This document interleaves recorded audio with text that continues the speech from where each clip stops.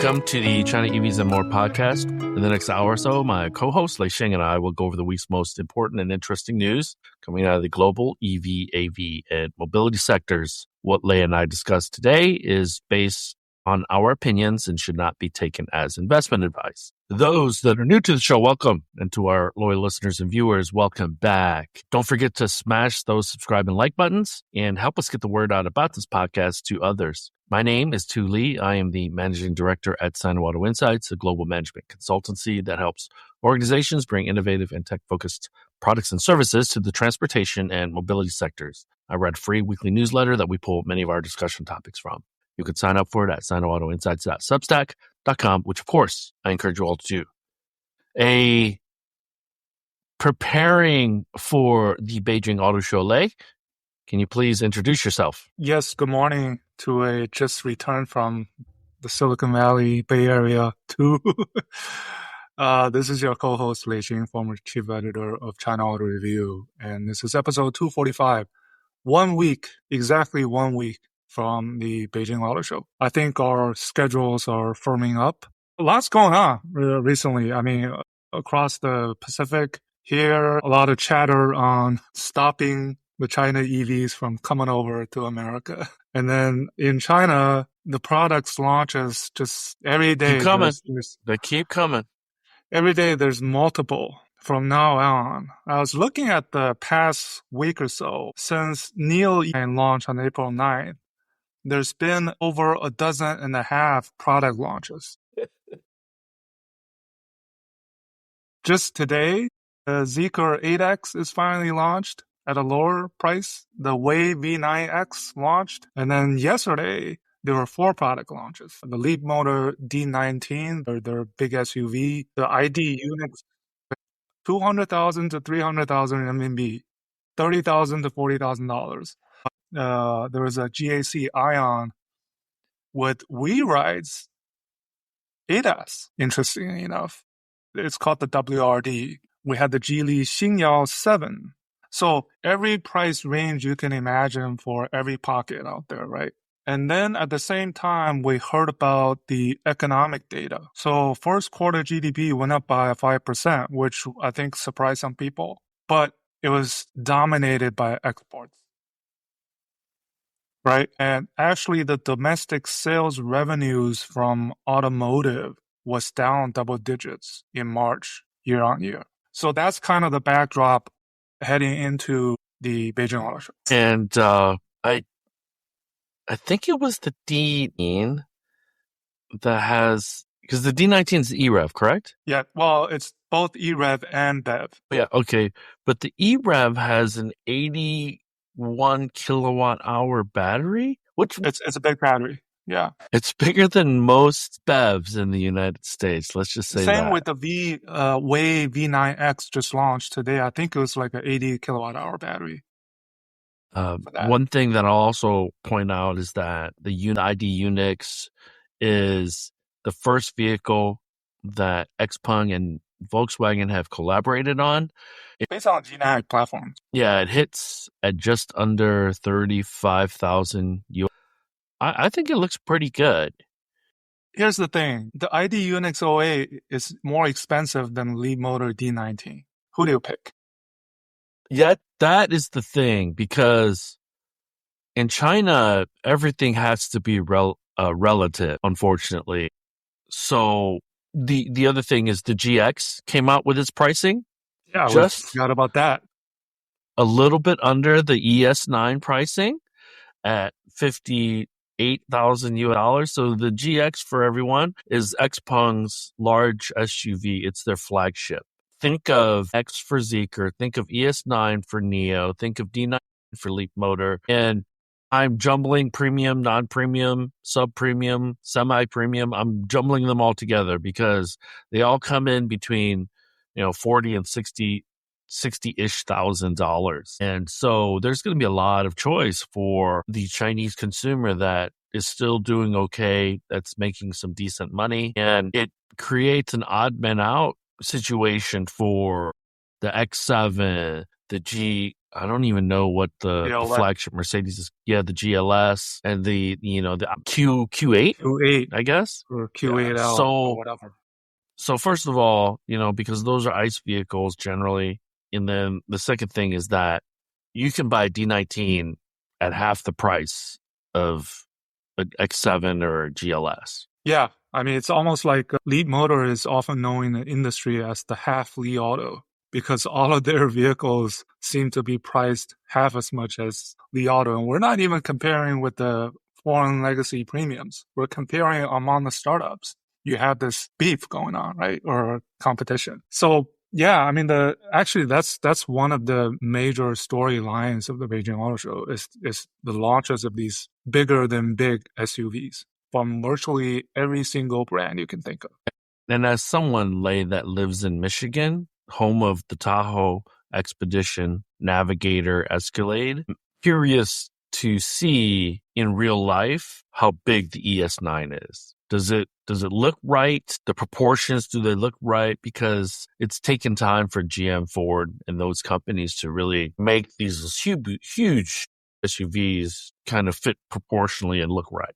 I think the way I can think of it is that the Tahoes and the Expeditions, they just look macho dumb big. Whereas the ES9s and the GXs, they have the styling and proportion that makes it looks appealing. When you look at it, the stance, right?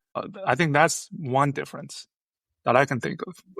I think in pictures, I think that, because to me in the movies, the spy movies and the government movies, it's iconic to see the black Tahoes. And so to me, it's like, and don't get me wrong, I really like how the Tahoes look, but interior wise, they're still 90s to me.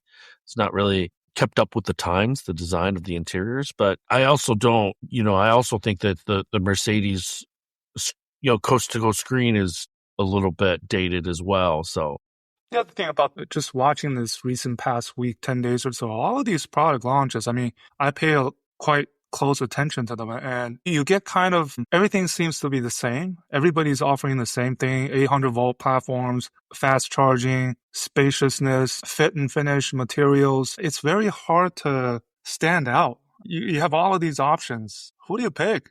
Is it just based on price? Is it on the charging? Is it on ADAS? XPeng GX is actually, they're using that big SUV as their first fully in-house developed robotaxi, which seems to me is kind of big for a robotaxi. But you kind of like, yeah, I mean, everybody almost has the same feature sets, AI chassis. Everybody's calling their vehicles AI luxury flagship.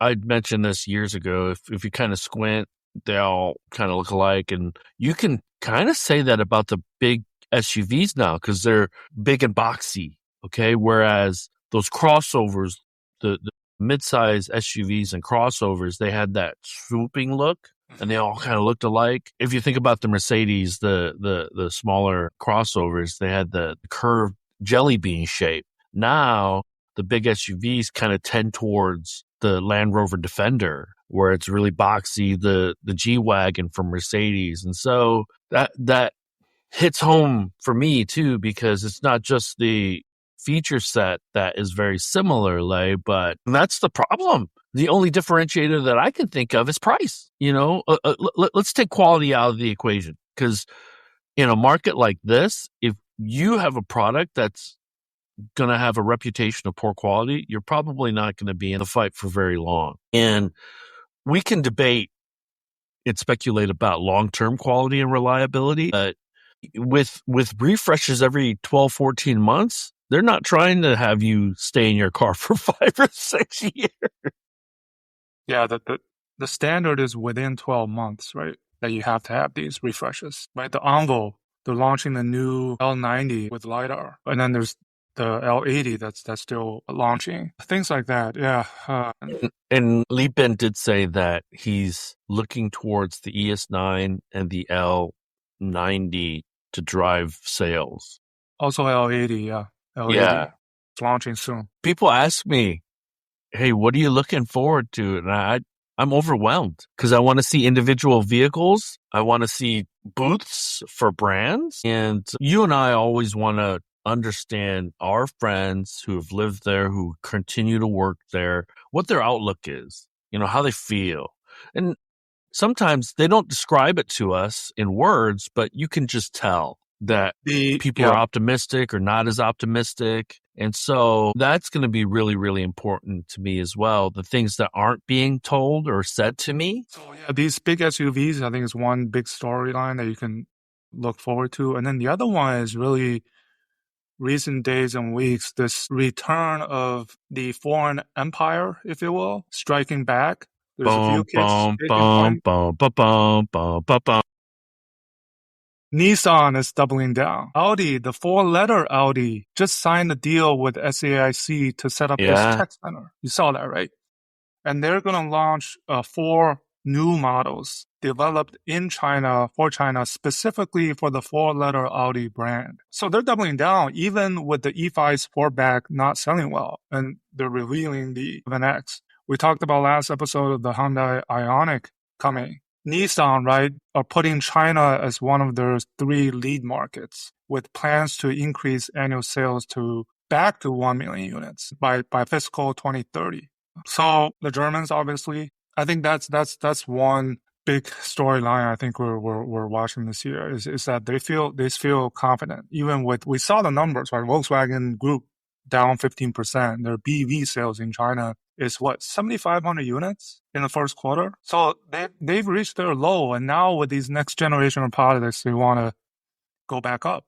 Their tagline for the group night is "Rise Up," or for this next period of time, it's called "Rise Up." I just don't know. I think marketing costs will be too high, and the partnership route is going to continue to be the way to go for the foreign legacies to succeed, not only in China. And we can point to Jim Farley effectively stating that we're going to try to enter foreign markets outside of the United States for now with Chinese partners. We're in talks with Chinese partners. This on the heels of Doug Field leaving Ford. Okay. So we can talk about that in a second. You mentioned Nissan. Nissan was talked about a lot by Alex Kendall, I want to say, who is the CEO of Wave, which is the British they have that partnership version of Waymo. And we could talk about that in a little bit. We can talk about my conference experience. But Nissan is talking like they're going to be this ongoing concern that is like, pay attention to us. And in the back of my mind, I don't know if my Japanese friends are really thinking that Nissan's going to be a major player. So, Nissan's been famous recently for the wrong reason. They had this beef with Li Auto, and Lei Xing indirectly called Nissan out because of the water army, right? Of comparing the NXA versus the Li Auto i6 or the L6. And he posted quite a few WeChat moments where he just dumped on without saying directly it's Nissan, he just dunked on. But I think part of that confidence comes with the recent relative success of the N series from Nissan, and with Volkswagen knowing that they believe they have the right pieces in place with the XPeng, with others, Momenta, that should give them a leg up. How that will play out, I think we'll know by the end of this year. But at least for this year's Beijing Auto Show, it's a chance to show that we have these product waves coming and we're coming back. I think it's going to be a statement making a Beijing Auto Show for quite a few of these foreign automakers. I just, with the sales numbers from last quarter coming out, I still don't know if Volkswagen has hit a bottom yet. Do you in China? Well, Q1 is always the bottom for everybody. Because there were 4.2 million in China as late as 2019, and they're at 226 or something like that. That's what I mean. Like, have they hit a sales bottom in China yet? If they do, it'll be this year. Obviously, with the expectation that sales will rebound in a big way next year, because now you have next year more of these next generation in China for China products launching that are betting on. And we do know earlier this year, last month, as a matter of fact, they do expect earnings from China to continue to be pressured this year because the products are just rolling out, and they hope for a rebound next year. So Li Bin has also talked about Q2 being a very challenging quarter. So he's already setting very low expectations for the industry, not just for NIO, I think, for the industry. And so even if there's a little bit of excitement from the auto show, I think we won't see any real green shoots of positivity until after the summer is over, September, October timeframe. Yeah. Well, I mean, auto show is just one of those times where it gives you a reprieve, right? Just forget about what's going on in terms of sales, deliveries, but just to show that we're commitment, the products be high for a few days and then get back to real life after that. There are a number of events preceding the auto show, right? Yeah. I mean, I always say half the auto show is over in China before it even begins because of all these launches, brand nights. If we were both already in China, if we were already in China, we'd have been to 3 or 4 events already. Yeah. I mean, multiple events on the same day, every day going into next week. So upcoming, XPeng's having huge events, Xiaomi's having events, Geely's having events, CATL, Smart, CATL, Volkswagen, BMW, they all have these pre-nights or tech days. And then Mad Dash for Saturday and Sunday. Then, I'll let people know that we're hosting a party for those that are in Beijing. Lei, you're going to be in attendance. It should be fun. It's going to be in Phoenix Town. I just figured it out, so I'll update the invitation. Remember when we met? Our families met, I think. Yeah, remember? Yeah, that's my hood. Yeah, so invite them. It'll be at Susu, which is a Vietnamese restaurant owned by Jonathan Ansfeld, good dear friend of mine. So for those that are interested, you can direct message me and or shoot me an email. It should be a good time. Our sponsor is OEM, which makes EV chargers in the UK. They're a big player in Europe, expanding internationally quite a bit. So I'm looking forward to that. That's going to be on the 26th. I tried to find a date where it's like... Yeah, it's hard. Events, right? So anyways, so I'm just going to ask you, since people have asked me, I'll ask you, what are the top 3 things that you're looking for, Lei, from the Beijing Auto Show? Well, I talked about some of the storylines. So the big SUVs, the foreign automakers kind of empire is striking back. The battery beef. So we know BYD has announced the flash charging. Yep. Their second generation. And they've launched the new Hong and Tong. Yeah. So CATL is going to announce a host of their next generation technology at their tech day, which will be a direct response to BYD. Yes. And then post the Beijing Auto Show, BYD will have another event to update their ADAS, kind of the God's eye. So, which doesn't have a great reputation in China. Not yet. So this competition of one upping another is well in play. You don't ever lead for long. Whatever you have, others will have, if not sooner. And then if we go ahead. And then the other thing is look at these tech players, the LiDAR companies, RoboSense, Horizon Robotics, Menta. They're announcing more partnerships. They're a critical part of this now, the second half of the competition. Horizon Robotics is going to launch a integrated chip for ADAS and smart cockpit. I think they're also launching their 7th generation SoC P or something. Yeah. Those are probably some of the top things to look out for. So 2 things about CATL BYD. CATL, let's rewind to last year. They had 3 major announcements. Improvement on the sodium-ion battery for all weather. They emphasized the cold weather. The second thing, because you and I attended the event, the second thing was the dual use or dual chemistry battery, right? And then the third thing was just updates of their a more efficient LFP battery. Yeah, their updated Shenxing and Xiaoyao batteries. Right. So we'll see. I think maybe the 3rd generation of that Shenxing battery, maybe this year. The one thing about BYD, you and I should congratulate them because they hit 16 million production units this week. So yeah, BYD's not going anywhere. And Canada is hot and heavy, a little bit discombobulated, I want to say. I talked to some Canadian folks now fairly frequently, potential clients, blah, blah, blah.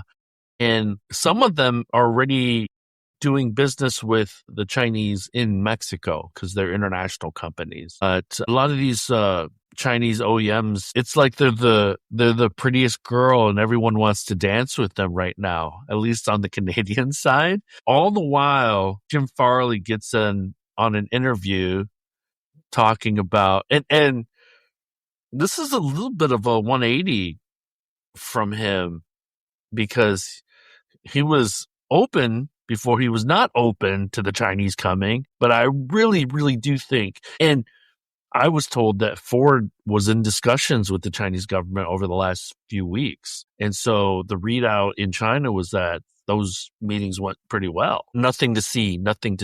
So, Well, go ahead.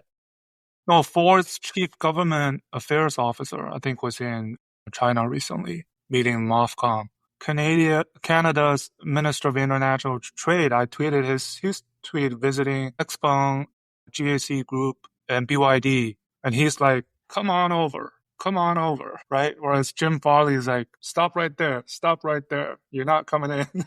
The contrasting is just, we've never seen that before. Everyone's negotiating through the media. That's what's really happening. And they're talking to certain people through the media. You and I know, at least in the United States, who they're really talking to, who they're really trying to communicate to, because they know that he reads at least the headline portions of articles and what's being tweeted and things like that. So let's move on to my quick trip. I attended Ride AI. It's the second year conference. Originally, last year was based in LA. This year was at the SF Jazz Center in Hayes Valley, which is a neighborhood in San Francisco downtown. And I hadn't been to San Francisco proper probably 6-7 months. And so the number of Waymos off the charts, off the charts. Have you tried the airport Waymos? I did. Okay. I did. Because last time I was there, it wasn't available yet. Okay, yeah. So it's supposed to pick you up at the rental car center, and the rental car center was having construction where the roads were, and so I picked it up at the Grand Hyatt at SFO, and it was about a 30-40 minute ride to downtown where I was staying. I was staying right on Van Ness, just north of the Tenderloin. And man, it's like all the above. Just really, really, really good experience. I thank you. They had given us a coupon where we'd gotten like a $30 credit or something. And then while I was in San Francisco, Waymo sent me an email saying the next 3 rides are 30% off. I'm telling you, man, if Waymo can enter a few other cities in the United States as aggressively as they have in San Francisco, people are going to be really, really Orlando aware. And Miami. Yep, and Detroit. So, and then so Neuro had a car there. We couldn't ride in it. I did get to ride in a Wave vehicle, yep. So that was a really good experience. It had a safety driver. It was more aggressive than the Waymos for sure. I had let's just say the original Wave ride was a false start, and then the second Wave ride was pretty good. It's definitely rougher around the edges than Waymo, obviously, because it's still testing. It's not for public consumption yet, but I'm hoping, and I'd spoken to a few Wave people, to be able to ride a Wave in London. It's home market in about 3 weeks. So that's their home market. But remember, I'm going to try to talk to the Baidu folks too, because in London they're going to, or they already have, Waymo, Baidu, and Wave. So my goal is to try all 3. Yeah, while I'm in London. The Waymo, let's see about the Waymo. But I'll be in London. I'm torturing myself, and I need to slow this down, on the week of May 10th. So for those of you that are listening and will be in London, let me know. The cool thing is, my buddy who's the founder of Jing, he lives in London, one of the founders, and his birthday. And so I'm going couple days early, and he's having a small little party, and he invited me just because we're really good friends. And when I said yes, he texted me. He's like, "Whoa, dude, you're coming?" I was like, "Ah." So it was very cool. And then I'll be going to the future of mobility, future of the car FT event. So and Did you try the Tesla Robotaxi? No, I didn't. But I had tried it before. But I saw some cybercabs riding around. I tried a couple of last time I was there. So just I tried it last time. Yeah, but it's cheaper than Waymo. Safety driver. It has safety driver. Yeah. Well, it would have been cheaper than Robotaxi yet. Yeah. So true sense of and so the keynote was the Wave founder, and he was really emphasizing his partnerships, the partnerships that they have. And one of them was with Nissan. Chris Urmson was also a fireside chat. So I think that was good. I think commercial trucking, they're continuing to progress on a lot of that stuff. I was on stage with Leo Wong, the CFO of Pony AI. Yeah, Pony AI. He flew in from China, and he was flying back the same day or last night. I told him, because I told him I'll see him in Beijing, and he's like, they have We Ride and Pony, they're exhibiting. Yeah, so that was good. And I'm gonna write this in my newsletter, but it's just like, we go to China, we see the future. We go to San Francisco, we see the future. But you and I kind of live out in the burbs, and there's a huge. Well, I got my Model Y, so I have a little bit of the future. There's a huge divide between what's going on in Beijing, Shanghai, San Francisco, and kind of the rest of the world. And as a Michigander who tries to let me finish, as a Michigander who tries to avoid, and they're not debates, they're arguments about which direction the world is headed from a technology standpoint. I just want these people to, if you don't go to China, fine, go to San Francisco. Autonomous vehicle is going to be a thing, is full stop. Whether it's Tesla, whether it's Waymo, somebody's going to commercialize it, because it is happening full steam ahead in cities outside of the state of Michigan. And it's important for business leaders to acknowledge this and incorporate this into their strategies for future. I don't know if that's happening. So, yeah, it's a reality check, right? And then speaking of reality check, my question to you was, the Doug Field's departure, does that reflect a failure on Ford's part as a Michigander and a GM alum? And a Ford alum. Yeah, also. So, my answer is definitely yes. Simply because he was there for 5 years. Maybe he set up the foundation, but Ford had nothing to show for it. And 5 years in China EV time is like 50 years. That's what I'm thinking. Xiaomi Auto had started and launched a vehicle in that time frame. Yeah. So what? Yeah. So I understand your frustration. I talked to a few people, and the consensus that I got was that Doug was a bit ineffective. I heard Alan Clark maybe. Well, maybe, but so I always equate things to sports. And I don't know if you followed sports way back when you're younger, but remember the Chicago Bulls had Michael Jordan and Doug Collins was the coach. But Doug Collins could never get them past the Detroit Pistons or whatever. And so it took Phil Jackson to come to get them to the promised land. And so maybe Doug Field created soft tissue for Alan Clark, because Alan Clark is now the de facto head of the EV team in Long Beach. And I've been told really good things about Alan Clark. He's a younger guy. He's a Tesla alum. I think he was part of led the Cybertruck team, or was part of the Cybertruck team. So I'm okay with turnover, but what concerns me, and I don't talk about this openly, but what also concerns me, Lei, is that as somebody that lives in Michigan and is very close to the D2.5, when I say 2.5, that half is Stellantis, because it's technically a European company, but 30-40% of their profits come from the U.S. My concern is that I don't hear knockdown, drag out arguments are happening in Dearborn, in Auburn Hills, or in Detroit. Those need to happen. People need to get pissed off. People need to get upset. People need to push. I'm just saying that if you compare the 2.5, Ford has definitely become almost, they're kind of leading in a bit, like with the F-150 Lightning, with the Mach-E, they had this momentum for a while. Now they've become the laggards because if we talk about China, Stellantis at least is going all in with LeapMotor, whatever they want to do with LeapMotor, right? They're also talking to others. They're also talking to They're talking Dongfeng. about Dongfeng to set up in Europe, right? This was reported by Bloomberg, I think.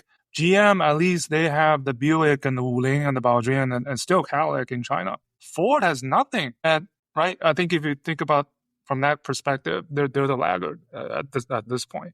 Although they have the UEV coming, but to your point, like 2027 is a lifetime away. And I always check Car News China and CNEV Post before I jump on this podcast just to see what the highlights are. Chery built a pickup truck. And I placed emphasis the last 2 weeks on the no sacred cows. The GX, a little bit smaller than the ES9. So the ES9 is now on watch. Which Chinese OEM is going to make a bigger SUV? That's what I'm waiting for. Because someone is going to make a bigger SUV, like a Suburban size. Because Tahoes are like a foot and a half shorter than a Suburban. Suburbans are super long, but it's only a matter of time before a Chinese OEM builds a Suburban-sized SUV. So I think Jim Farley's pretty smart. So he's probably trying to negotiate multi-region joint ventures with some of these Chinese partners, but he's only saying non-U.S. markets. It wouldn't make sense for Ford to have a partnership with Chang'an in China, and then a partnership with BYD in Europe, and then a partnership with XPeng in the United States or North America. It would just be way too complicated. But, Jim Farley is a epitome of this. I tweeted that can't live with them, can't live without them mentality, kind of FOMO mentality, right? You don't want the Chinese automakers to be here, but you have to depend on them elsewhere. For the foreseeable future, I don't see an off-ramp in 2 or 3 years. The danger of being partners is that, and I think Volkswagen is going to be a victim of this, is that there's just so much reliance on your partner and what they bring to the table that you never create that skill in-house for yourself. But maybe that's the future that most legacy OEMs have in order to keep the doors open, is that emerging technology is going to be dependent on others. My fear, and which has always been there, is that which of these OEMs become Foxconn and which of them continue to be strategic players that, if not dictating the market in China, still dictating at least in their home markets, whether that's Europe, North America, Japan, or Korea. We know the Chinese players are going to be there. We know it. We know that they're going to be building outside of China. We know it. We know that they will be in North America and the U.S. eventually. We know that. I'm hoping it creates a lot of anxiety at these leadership meetings, but I'm not hearing too many big arguments happening. So the other big story was the Spanish Prime Minister Pedro Martinez was in China this week. He met Xiaomi. He met the chairman of SAIC Motor in Chang'an. So without directly revealing anything, basically the meetings are there to say, please come over to invest and produce in Spain. Chery is already doing that. Xiaomi is launching in Europe 2027. Not a lifetime away. It's right around the corner. I don't know if Spain is going to make out long term, but look at them over the last few years. They are becoming one of the largest, newest automotive and battery hubs in Europe, if not the world. So whatever they're doing, they are able to attract foreign investment. I think that's important to kind of point out. That's kind of all I had, man. So yeah. We can go to some comments. So SPX, Nomad, what's going on, man? Thank you for joining again. He says, happy Friday, guys. The Beijing Auto Show extravaganza is around the corner. What are the vehicles and related technologies you look forward to experience and road trip with The road trip. Well, still, well, maybe we haven't finalized what vehicle yet, but I'm working on that. It's definitely not, well, I can say for sure it's definitely not a foreign brand. Yeah. We could Although try it next time, but maybe next year, yeah, maybe next year we could when, get that. yeah. But A we foreign talked about, brand we talked about, likely would use Chinese yeah. technology. We talked about, I mean, we did kind of answer the question earlier about products, storylines, tech, but again, everybody's talking about VLA these days. Everybody. This point-to-point FSD, like that'll be a huge thing, I think, topic. And I should emphasize that Wave does not use LiDAR either. So they're on the same path as a Tesla versus a Waymo that is a different style and different philosophy when it comes to autonomy. Let me see here. I just announced a 4,320 line LiDAR, 6D full color that are going into production later this year.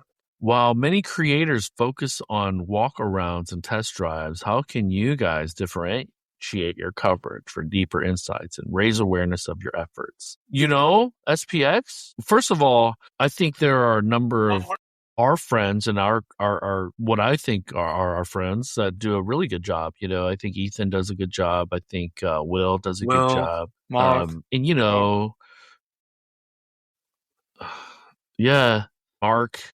And then I think Jerry and Fate do great jobs with their websites. And honestly, I would take suggestions, SPX. We don't really spend enough on marketing to really get us up to where we need to be, where I think we should be. That's going to be changing once I figure out the best platforms to kind of help us create more awareness. Well, here's the thing, right? We can't do everything, and we're not car review guys. We're industry watchers. So we kind of, talk about these headlines and our opinions and thoughts. Sometimes we get to experience these vehicles and tech. We can talk about it, but we can't do everything. There's no time to do it. And there's other people that are doing a good job. And they'll focus on doing what they do best, right? So I have no interest in doing car reviews unless somebody pays me a boatload of money.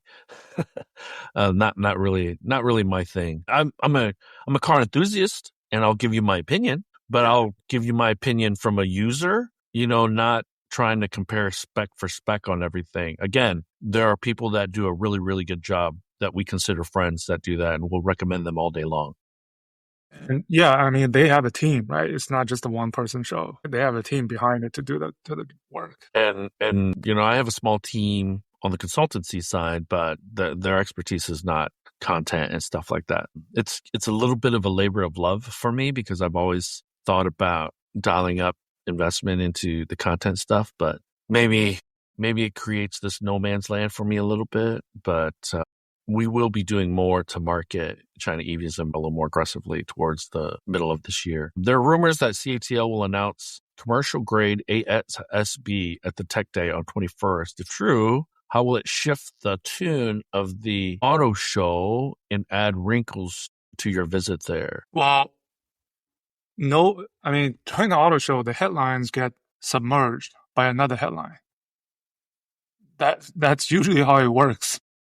Yeah. And that's why these companies, they're fighting to put events ahead of the auto show so that it stays a bit longer. I mean, based on our experience, nothing stands out long after the auto show is over.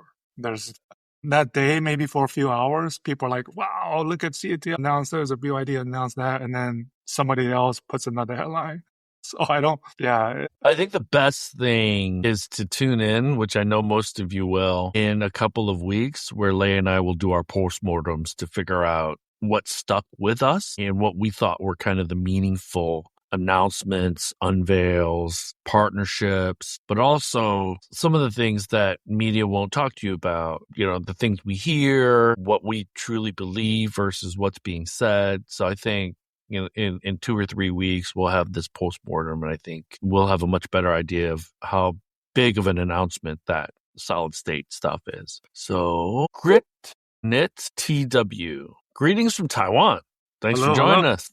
Or this is what I understood, that Ford is consolidating skunkworks. And as you mentioned, that is why Field is leaving. Ford is kind of giving back to what it already knows. Although in Taiwan, I am from Greece, Europe, where Ford used to have quite some presence, but seems that is focusing on American market, as even in Asia, its presence is quite small. Anyways, I wanted to visit Beijing Auto Show, but from the website and the WeChat app, the platform for the tickets for the trade days is not active. So I'm looking forward to listen to your comments.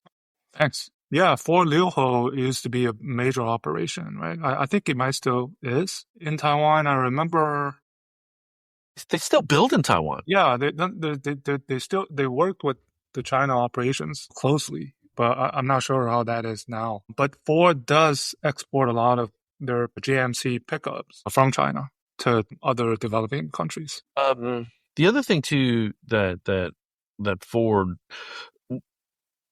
when an OEM talks about a reorg, that happens every 12, 18, 24 months. I mean, you can set your watch to it. It happens so often across OEMs. I kind of joked around about it in a tweet earlier this week.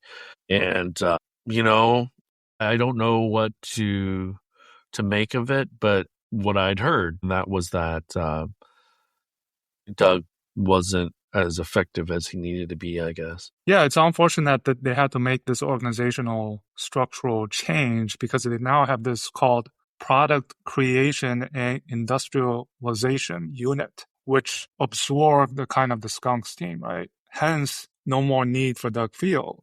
But as a CEO, Jim Farley, right, he's probably at the top of his mind is making money. And you have to do what you have to do that. If it means killing some of what was in place to help you get there. That's kind of what has happened. And the original rumor that I had heard when Doug Field came on to Ford was that he was given a 3-year mandate. And I can't believe he's already been at Ford for 5 years. It feels like yesterday that the announcement was made that he joined. So same time as how long we've done this, basically. Yeah. And Doug hasn't really been at many companies like super, super duper long tenures. 5 years is not an insignificant amount of time. So maybe he feels like he's made his impact too. Yeah. So, but there needs to be more changes in leadership, in my opinion, at these OEMs. Anyways, I don't have anything else. The next time you should see us, hopefully it's going to be a pre-recorded China EVs in China. I don't think we're going to do it live.